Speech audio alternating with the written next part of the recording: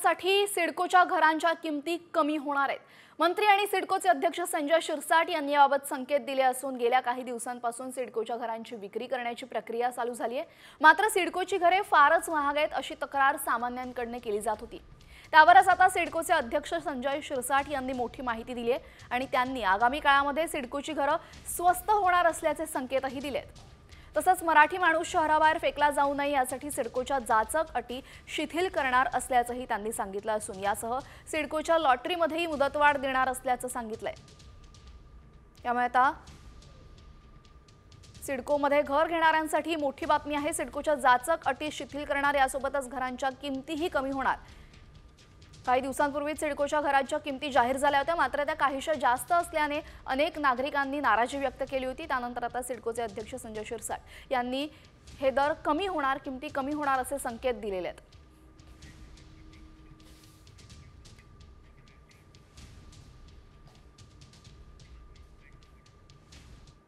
बातमी आहे सरपंच संतोष देशमुख हत्या प्रकरणासंदर्भामध्ये। यामध्ये आता खंडणी प्रकरणात गेल्या 15 दिवसांपासून कोठडीत असलेल्या वाल्मिक कराडचे पोलीस कोठडी उद्या संपणार आहे। वाल्मिक कराडचा पोलीस कोठडीतला मुक्काम लांबणार की थांबणार हे उद्या कराडला न्यायालयात हजर केल्यानंतर समजेल। सीआयडीचे अधिकारी कराडला उद्या कोर्टात हजर करणार आहेत। 29 नोव्हेंबरला मस्साजोग येथील अवादा कंपनीच्या पवन ऊर्जा प्रकल्पाच्या अधिकाऱ्यांना 2 कोटींची खंडणी मागितल्याप्रकरणी वाल्मिक कराडवर गुन्हा दाखल आहे। या गुन्ह्याचा तपास सीआयडीचे अधिकारी करतात आहेत आणि विशेष म्हणजे कराडवर अद्याप संतोष देशमुख हत्या प्रकरणामध्ये आरोप करण्यात आलेले नाही, आरोपी ठरवण्यात आलेलं नाहीये।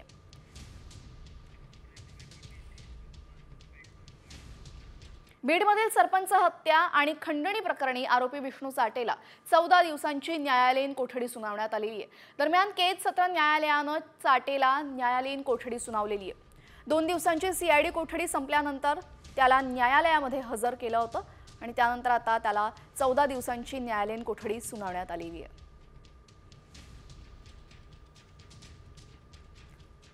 वाल्मिक कराडचा कोठडीतला मुक्काम उद्या वाढणार की थांबणार हे ठरणार आहे। त्याआधी आता विष्णू चाटे याला 14 दिवसांची न्यायालयीन कोठडी सुनावण्यात आलेली आहे।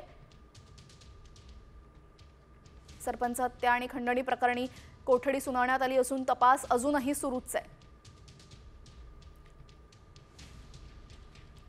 सरपंच हत्या प्रकरणी आणि खंडणी प्रकरणामध्ये विष्णू चाटे याचा तपास याच्या संदर्भात चौकशी सुरू आहे। दरम्यान त्याच्या मोबाईलचाही शोध अजून लागलेला नाहीये।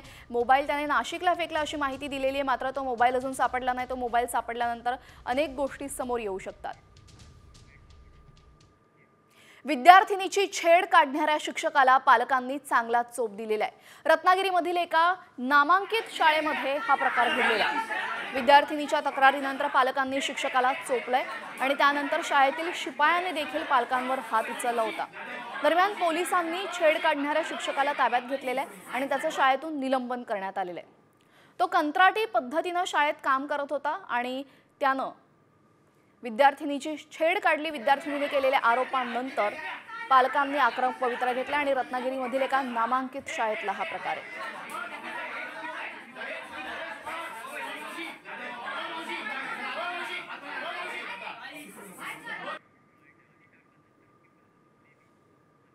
परिसरात एक अत्यंत दुर्दैवी आणि वाईट घटना घडली असं निदर्शनात प्रथम दर्शनी येतंय।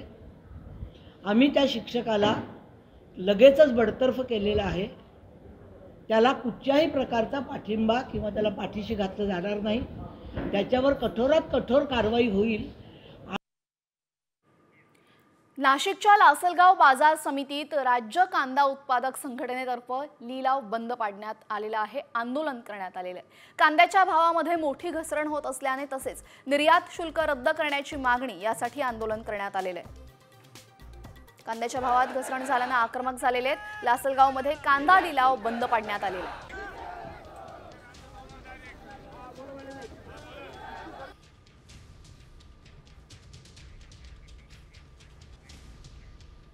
राज्यातील या महत्त्वाच्या बातम्यांनंतर आता बातमी आहे आंतरराष्ट्रीय अमेरिकेतून। गेल्या अनेक दिवसांपासून कॅलिफोर्निया ह्या वणव्याच्या आगीमध्ये धगधगतोय। दरम्यान अमेरिकेतील कॅलिफोर्निया राज्यात गेल्या आठवडाभरापासून लागलेली आग वणवा अजूनही आटोक्यात आलेला नाहीये। या आगीत आतापर्यंत 24 जणांचा मृत्यू झालाय। 1 लाख जण बेघर झालेत। अनेक जण बेपत्ता आहेत आणि मृतांचा आकडा आणखीन वाढण्याची शक्यता आहे. त्यामुळे यातला इथे प्रमुख महामार्गही बंद होण्याच्या मार्गावर आहेत. वाऱ्याचा वेग वाढतच असल्यानं आग आणखीन पसरत चाललेली आहे. सध्या 80 किलोमीटर वेगाने वारे वाहत असून त्याचा वेग वाढण्याची भीती आहे. तर आगीवर नियंत्रण मिळवण्यासाठी मेक्सिकोहून अग्निशामक दल दाखल झालेले आहे. आगीच्या या संकटादरम्यान कॅलिफोर्नियामध्ये लूटमारीच्या घटनाही घडत आहेत.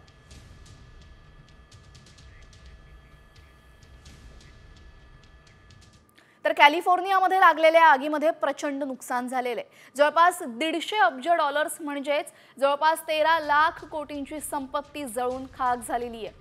या संपत्तीची तुलना जर केली तर भारतातील उत्तर प्रदेश, बिहार, मध्य प्रदेश आणि दिल्लीच्या बजेट एवढ्या संपत्तीचं नुकसान या आगीत झालेलं आहे. म्हणजे भारतातील 4 राज्यांचे मिळून जेवढं बजेट आहे तेवढ्या संपत्तीचं या आगीमध्ये मोठं नुकसान झालेलं आहे.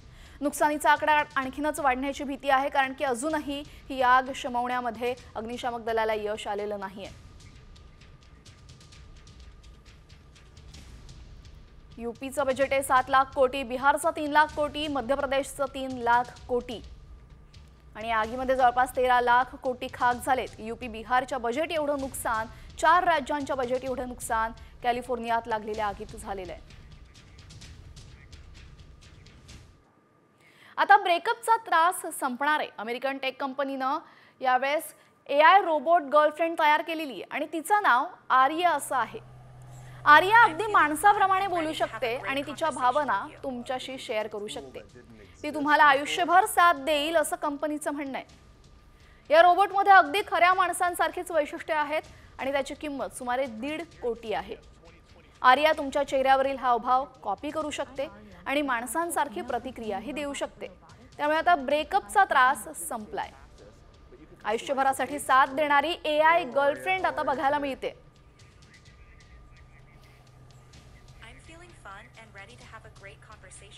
या सर्व महत्त्वाच्या ब्रेकिंग बातम्यांनंतर आता राजकीय वर्तुळातल्या महत्त्वाच्या बातम्यांचा आढावा घेऊयात वेगवान स्वरूपात न्यूज पॉइंट 20 मधून. मनोज जरांगे पाटील, पोलीस अधीक्षक नवनीत कवत यांच्या मनधरणीनंतर 2 तासांनी धनंजय देशमुखांनी आंदोलन मागे घेतलं. जरांगेंची गळाभेट घेत धनंजय देशमुखांनी टाहो फोडला.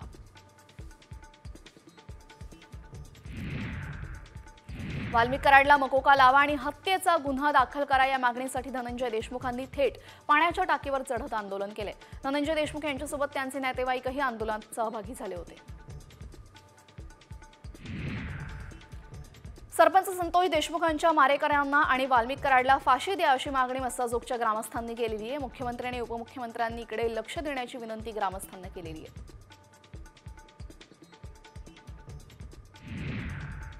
मस्साजोगच्या आंदोलकांनी पोलीस अधीक्षक नवनीत कौत यांच्यावर बांगड्या फेकलेल्या. सरपंच देशमुखांच्या मारेकऱ्यांवर कठोर कारवाई करा या मागणीसाठी ग्रामस्थ आक्रमक झाले. यावेळेस त्यांनी पोलीस अधीक्षकांवर बांगड्या फेकल्या. आपण पाहू शकता आंदोलक पोलीस अधीक्षक नवनीत कावत यांच्या दिशेने काही महिलांनी या ठिकाणी बांगड्या फेकल्या होत्या आणि या ठिकाणी मनोज जरांगे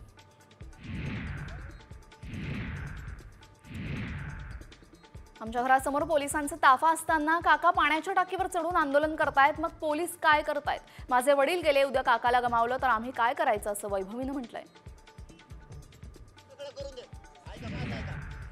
मनोज जरांगे पाटील यांनी मंत्री धनंजय मुंडेंना थेट इशारा दिलाय. देशमुख परिवारातल्या एकाही माणसाचं काही झालं तर कुणालाही सोडणार नाही असा इशारा जरांगेंनी दिलाय. आरोपी खंडणीतला असो किंवा मग धनंजय मुंडेंच्या टोळीचा, त्याचं जगणं मुश्किल करेन असा इशारा जरांगेंनी दिलाय.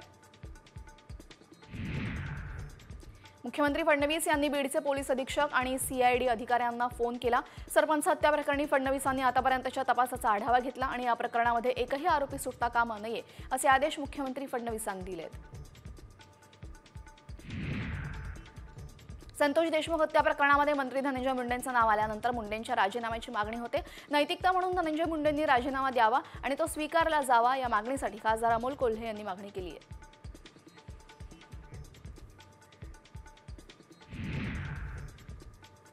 बीड आणि परभणीमध्ये रोज नवनवे खुलासे होत आहेत, तरीही मुख्यमंत्री याबाबत गंभीर नाही आहेत अशी प्रतिक्रिया खासदार प्रणिती शिंदे यांनी दिली आहे. धनंजय मुंडेंचा राजीनामा का घेत नाही तसा सवालही त्यांनी उपस्थित केलेला आहे. एकंदरीतच हे सरकार निगरगठ्ठ झालेलं आहे अशी घणाघाती टीका खासदार प्रणिती शिंदे यांनी सरकारवर केली आहे.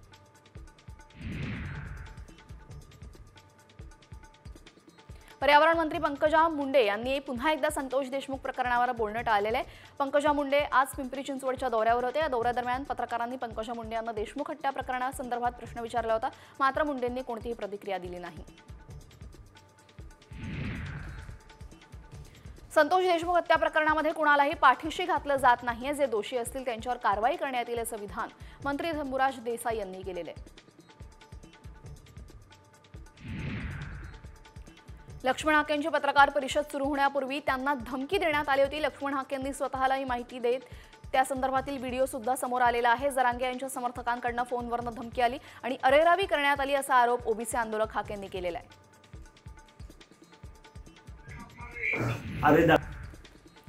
सरपंच संतोष देशमुख हत्या प्रकरणी मराठी क्रांती ठोक मोर्चानं आक्रमक पवित्रा घेतलेला आहे. मंत्री धनंजय मुंडे यांची हकालपट्टी करण्याची मागणी त्यांनी केली आहे. मुख्यमंत्र्यांनी वेळ द्याव्या, अन्यथा आम्ही या ठिकाणी ठिय्या आंदोलन करू. या आक्रमक भूमिकेनंतर मुख्यमंत्री देवेंद्र फडणवीस यांनी भेटीची वेळ दिली आहे. सोयाबीन खरेदीसाठी कायमस्वरूपी यंत्रणा उभारावी अशा सूचना मुख्यमंत्री फडणवीस यांनी दिलेल्या आहेत. पणन विभागाच्या 100 दिवसांच्या आढावा बैठकीमध्ये फडणवीसांनी या सूचना केल्यात. तसेच कांदा चाळींसाठी जास्तीत जास्त अनुदान द्यावं असे निर्देशही फडणवीसांनी दिलेत.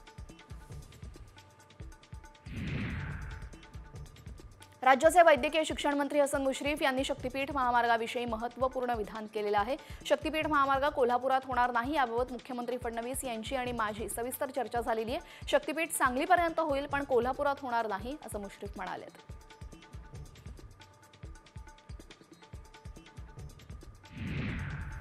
मंत्रिमंडळ विस्तार तर झाला, पण पालकमंत्री कधी ठरणार असा सवाल विरोधकांकडून करण्यात येतोय. तर मकर संक्रांत झाल्यानंतर पालकमंत्र्यांची घोषणा होईल अशी माहिती मंत्री गिरीश महाजन यांनी दिली आहे. लाडकी बहीण योजनेचा नियमाबाहेर लाभ घेतलेल्या बहिणींनी अर्ज मागे घ्यावेत, अन्यथा सरकारने त्यांच्याकडून दंडासहित वसुली करण्याची मागणी अजित पवारांच्या राष्ट्रवादीचे आमदार छगन भुजबळ यांनी व्यक्त केली आहे. आतापर्यंत दिलेले पैसे वसूल करण्यात येऊ नयेत असंही ते म्हणाले.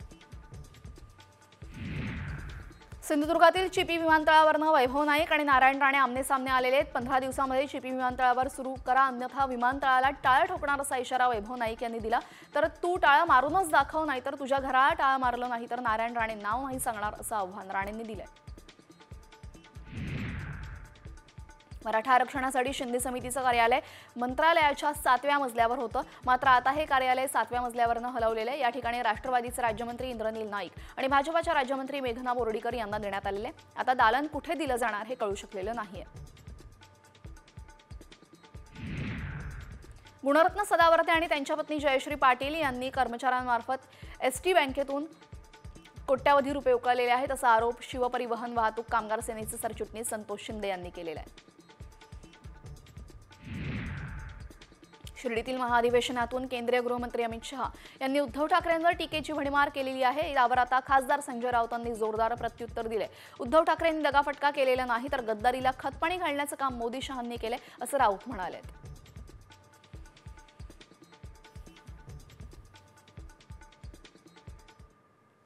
प्रयागराजमधील महाकुंभ मेळ्यामध्ये एक शिवलिंग बाबा आहेत ज्यांनी महाकुंभच्या संपूर्ण कालावधीमध्ये आपल्या डोक्यावर रुद्राक्षाचं शिवलिंग धारण करणार असल्याची प्रतिज्ञा केलेली आहे. त्यांना 4 डोळ्यांचे बाबा म्हणूनही ओळखलं जातं. त्यांच्याकडे आशीर्वाद घेण्यासाठी भाविकांनी मोठी गर्दी केली आहे.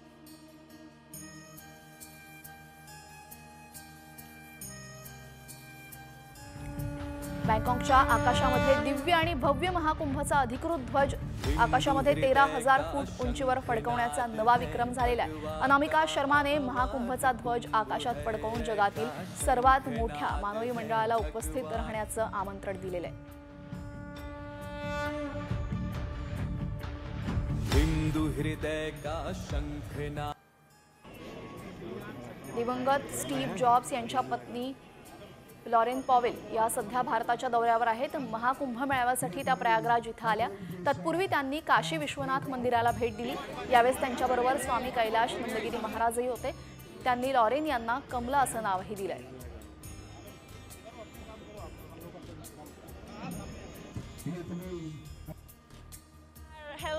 रशियाहून एक भाविक महिला महाकुंभ मेळाव्यासाठी खास भारतात आली. भारत हा एक महान देश आहे. मी पहिल्यांदाच कुंभमेळ्यात आले. इथले भक्तिपूर्ण वातावरण पाहून मी भारावून गेले अशी प्रतिक्रिया रशियाहून आलेल्या परदेशी महिलेनं बोलून दाखवली आहे. and India is just great. I mean, we came to Kumbh Mela first time in life. Mahakumbh मेळाव्यामध्ये अनेक विदेशी भाविक सहभागी होत आहेत. यातच आता एका ब्राझिलियन भक्तांनी त्रिवेणी संगमात पवित्र स्नान केलेले आहे.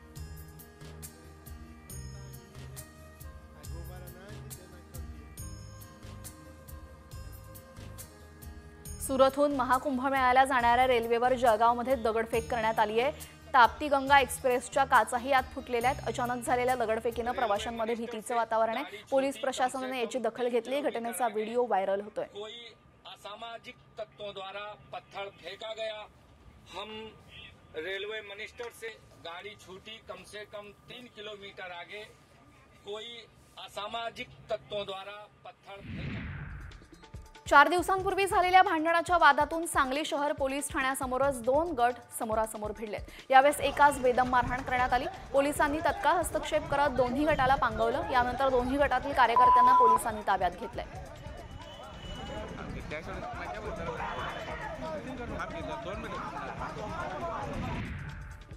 राजस्थानमध्ये निवृत्त IAS अधिकाऱ्याला बसमध्ये कंडक्टरने जबर मारहाण केली आहे. प्रवाशांनी मध्यस्थी करून निवृत्त IASला वाचवलं आणि हा प्रकार थांबवला. दरम्यान 10 रुपये भाडे आणि योग्य बस स्थानकावर न उतरवल्याने हा वाद निर्माण झाला.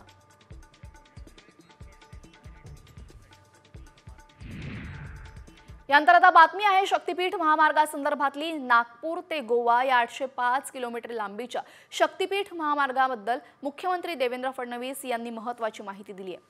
शक्तीपीठ महामार्गाला सरसकट विरोध नाही. नागपूर ते सांगलीपर्यंतचे शेतकरी सकारात्मक आहेत. कोल्हापूरच्या शेतकऱ्यांनी अलाइनमेंट बदलण्याची मागणी केलेली आहे आणि याबाबत काम सुरू असल्याचं मुख्यमंत्र्यांनी म्हटलंय.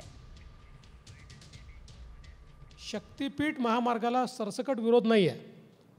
शक्तीपीठ महामार्गाला नागपूरपासून सांगलीपर्यंत शेतकऱ्यांनी सह्या करून दिल्यात की हा महामार्ग करा. फक्त कोल्हापूरच्या शेतकऱ्यांचा त्याला विरोध आहे. आणि मी काल कोल्हापूरच्या लोकप्रतिनिधींशी चर्चा करत होतो तर त्यांचं म्हणणं असं होतं की आम्हाला हवं आहे पण तुम्ही अलाइनमेंट चेंज करा. तर आता आम्ही त्याची कोल्हापूर जिल्ह्यातली नवीन अलाइनमेंट शोधतो आहे. त्यामुळे तोही महामार्ग आम्ही पूर्ण करू. दरम्यान पाहुयात कोणकोणत्या जिल्ह्यामधून हा शक्तीपीठ महामार्ग जाणार आहे. नागपूरहून सुरू होणारे शक्तीपीठ महामार्ग नागपूरनंतर वर्धा, यवतमाळ, हिंगोली, बीड, नांदेड, लातूर, परभणी, सोलापूर, धाराशिव, कोल्हापूर आणि सिंधुदुर्गपर्यंत आणि सिंधुदुर्गानंतर गोव्यापर्यंत हा शक्तीपीठ महामार्ग आहे.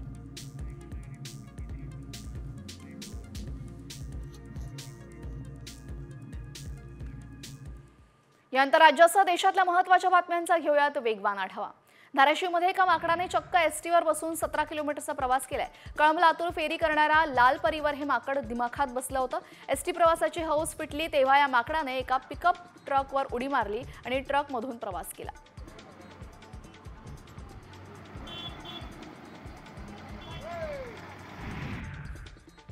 काश्मीर खोऱ्यामध्ये बर्फवृष्टीमुळे जनजीवन विस्कळीत झालंय. श्रीनगरमध्ये थंडीची लाट पसरली आहे. दल सरोवराच्या थरावर बर्फ गोठलेला आहे तर पूंछमध्ये बर्फवृष्टीमुळे वाहतूक बंद आहे. वाहतूक सुरू करण्यासाठी बर्फ हटवण्याचं काम युद्धपातळीवर सुरू आहे. मनालीमध्ये थंडीचा पारा शून्याखाली उतरलाय. बर्फवृष्टी पाहायला गेलेल्या पर्यटकांची उबदार कपडे खरेदीसाठी झुंबड उडाली आहे. पर्यटकांनी बर्फामध्ये खेळण्याचा आनंदही लुटला.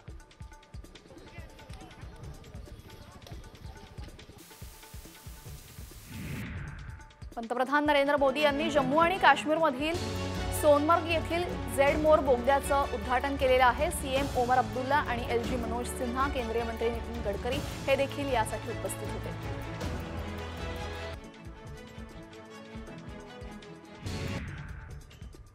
लाखो मुंबईकरांना गंडा घालणाऱ्या टोरेस कंपनीच्या घोटाळ्यानंतर आता मुंबईतील सर्वच गुंतवणूक संस्थांची झाडाझडती होणार आहे. सर्व कंपन्यांची माहिती गोळा करण्याचे आदेश पोलीस आयुक्त विवेक फणसळकर यांनी दिले आहेत.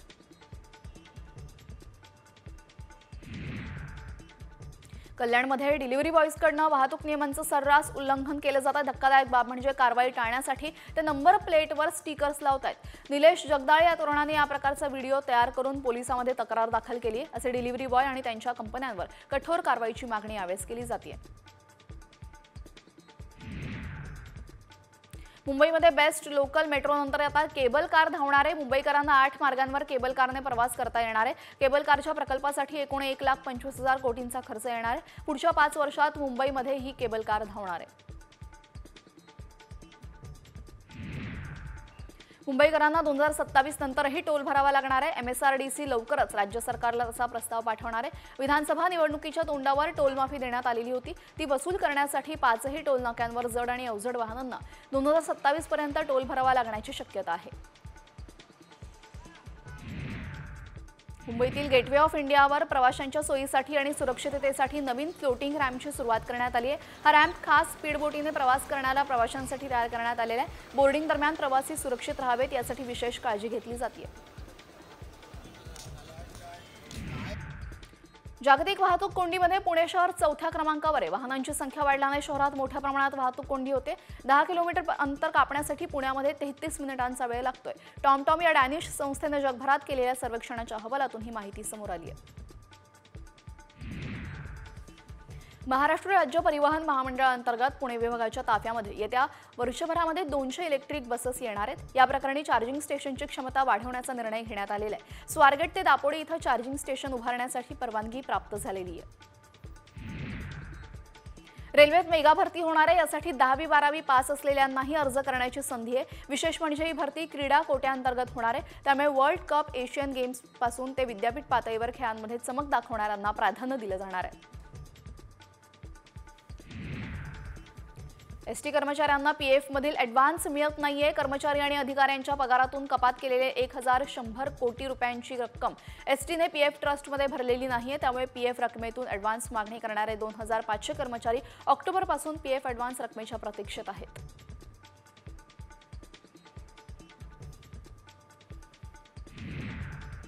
सायबर सुरक्षेवर आता राज्यांमधल्या विद्यापीठांमध्ये अभ्यासक्रम तयार करण्यात येणार आहे। सायबर शिक्षा पुरस्काराचे वितरण राज्यपाल CP राधाकृष्णन यांनी केलंय, तेव्हा ते बोलत होते। ते अभ्यासक्रम राबवल्यामुळे सायबर योद्ध्यांची नवी पिढी तयार होईल असंही त्यांनी म्हटलेलं आहे।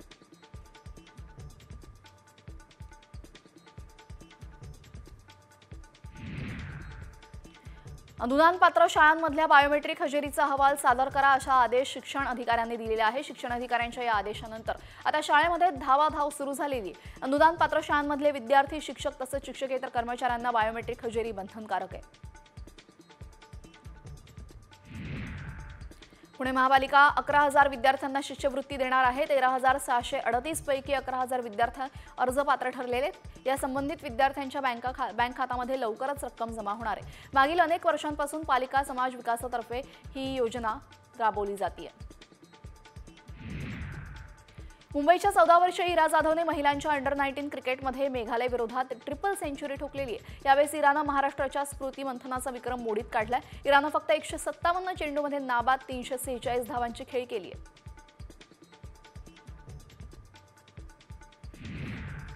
पुण्यामध्ये जिजाऊंच्या जन्मोत्सव सोहळ्यानिमित्त राजगड किल्ल्यावर शिवप्रेमींकडून दीपोत्सव करण्यात आला। किल्ल्यावरील पद्मावती मंदिर परिसरामध्ये जिजाऊंच्या प्रतिमेचं पूजन करून शेकडो दिव्यांच्या प्रकाशाने किल्ल्याचा परिसर उजळून निघाला होता।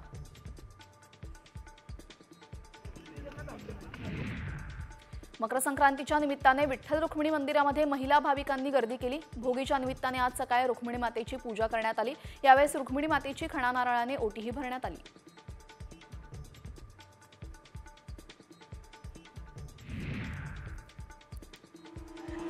सुमारे 900 वर्षांची परंपरा असलेल्या ग्रामदैवत सिद्धरामेश्वर मंदिर परिसरात अक्षता सोहळा संपन्न झाला।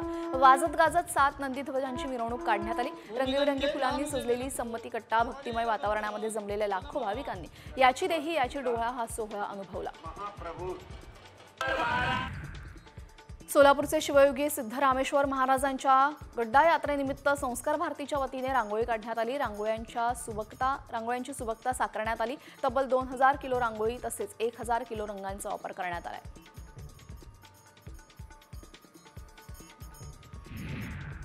मांढरदेवी गडावर काळूबाई यात्रेला सुरुवात झाली असून जिल्हा सत्र न्यायाधीश जोशी यांच्या हस्ते देवीची पूजा करण्यात आली। महाराष्ट्रासह कर्नाटक, आंध्र प्रदेशमधील भाविकांनी या यात्रेसाठी मोठी गर्दी केली आहे।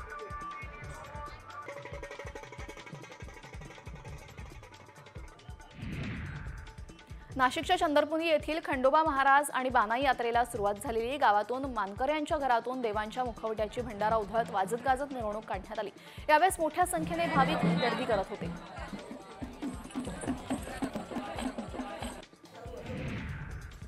धाराशिवच्या श्री खंडोबा यात्रेला प्रारंभ झालेल्या यात्रेसाठी मंदिरावर आकर्षक अशी विद्युत रोषणाई करण्यात आली असून फुलांच्या माळांनी सजवण्यात आलेलं आहे। लाखो भाविक यात्रेसाठी दाखल झाले असून प्रशासनानं आणि मंदिर समितीने जय्यत तयारी केलेली आहे।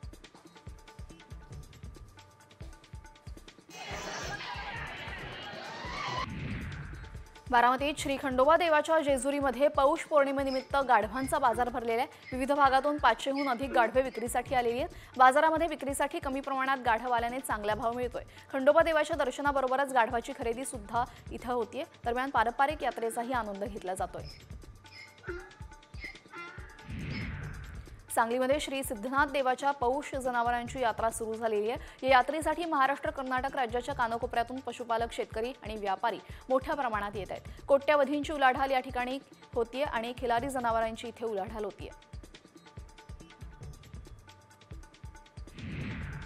ठाणे जिल्ह्यातील म्हसा यात्रेनिमित्ताने मुरबाड तालुक्यातील पोलीस यंत्रणा सज्ज झालेली। यंदाच्या यात्रेमध्ये कुठलाही अनुचित प्रकार घडू नये म्हणून ड्रोन आणि सीसीटीव्ही यासोबतच वॉच टॉवरद्वारे करडी नजर ठेवली जाणार आहे। यात्रेदरम्यान मुरबाडकडे येणारी अवजड वाहनांची वाहतूक पूर्णतः बंद ठेवण्यात येणार आहे।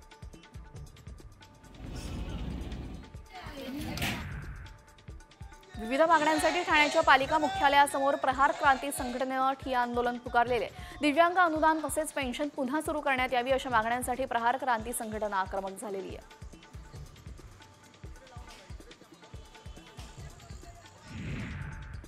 सायन प्रतीक्षानगर इथं खासगी कंत्राटदाराच्या वाहक आणि चालकांनी कामबंद आंदोलन पुकारलेले। वेळेवर पगार मिळणं, कायमस्वरूपी कामावर रुजू करून घेणं, सुरक्षा मिळवणं अशा विविध मागण्यांसाठी कामगार आक्रमक झालेत। बस सेवा बंद असल्याने मात्र कामावर जाणाऱ्या प्रवाशांचे हाल होत आहेत। इंदापुरात नवीन प्रशासकीय पालिकेसाठी लाखो रुपये खर्च करून इमारत बांधण्यात आली आहे, पण काही महिन्यांपासून ही इमारत धुळखात पडल्याने याचाच फायदा दारुड्यांनी घेतलेला आहे। नवीन इमारतीमध्ये दारूच्या बाटल्या आढळून येत आहेत, याकडे पालिका प्रशासन काहीच लक्ष देत नसल्याचं दिसून येत आहे।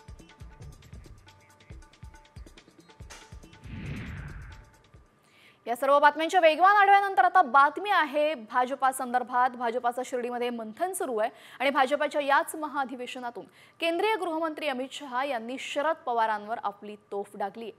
पवारांच्या दगाफटका करण्याच्या राजकारणाला 20 फूट जमिनीमध्ये गाडलं अशी टीका अमित शहांनी केली आहे। तर शहांच्या या टीकेला पवार गटाच्या खासदार सुप्रिया सुळे यांनी उत्तर दिलंय।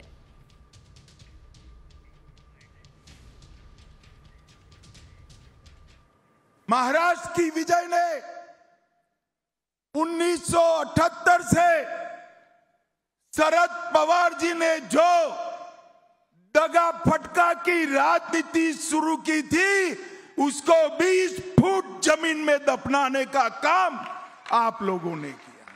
78 से लेकर 24 तक महाराष्ट्र अस्थिरता का शिकार रहा। वो अस्थिरता की राजनीति को समाप्त कर एक स्थिर रास्ते पर चलने का काम ये मजबूत देवेंद्र फडणवीस सरकार देकर आपने किया है। प्रत्येकाची भाषणाची एक स्टाईल असते।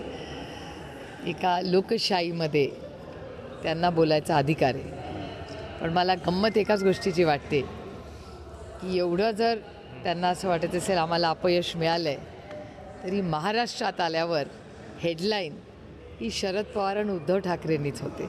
त्यामुळे आय एम फ्लॅटर्ड की एवढं यश त्यांना मिळालं असलं तरी महाराष्ट्रात आल्यावर हेडलाईनला शरद पवार आणि उद्धव ठाकरे